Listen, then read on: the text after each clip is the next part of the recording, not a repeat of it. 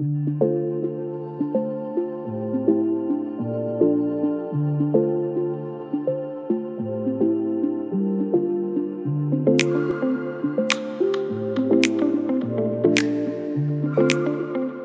need to stop emitting greenhouse gases from the way we live and produce goods, and that means switching away from a fossil fuel-based society. And there'll still be residual emissions from industry, agriculture or waste sectors, and those need to be offset, for example, by improving land use or storing carbon underground. This is the decisive decade. To achieve it, we have to move rapidly. We need an even more efficient way of using energy to reduce our energy needs, for example by green retrofits of existing buildings. We need an energy production based on renewable energies such as solar and wind. And we need a switch from fossil-based fuels to green electricity in all aspects of our lives. For example, using electric heat pumps for heating our homes and electric vehicles for mobility. In short, we must consistently phase out all fossil fuels.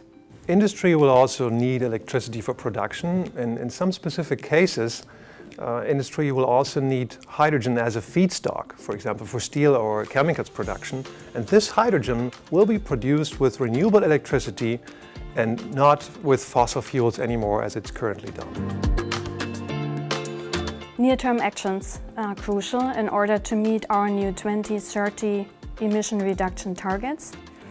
That requires a credible plan, a clear pathway to zero emissions for each sector. It means we need an adequate policy framework with specific and tractable measures to kickstart the transition now and plan ahead beyond 2030. We will use incentives such as carbon pricing, support mechanisms and new regulations, codes and standards. In short, climate-friendly activities will be supported, whereas activities harming the climate will be costly. This will translate into a massive and comprehensive investment program to move the economy towards climate neutrality. Acting and fast is less costly and damaging than doing nothing. We are in a race against time to achieve climate neutrality. The extreme weather events that are already occurring are causing economic damage and human suffering on a dramatic scale. Therefore, EU and national recovery funds should be used to get started now. Both public and private investments are necessary to really modernize the energy sector, buildings, industrial plants and the transport system.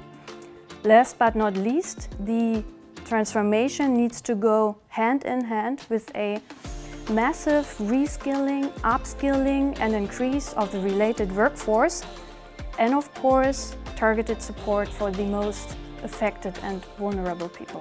The global technology race to climate neutrality is on, and we need to compete in that race for strong industry, for jobs, for Germany and for Europe. The European Commission, with its Fit for 55 package as part of the Green Deal, has put forward the basis for action towards 2030. We need to act now and fast to achieve a climate neutral society.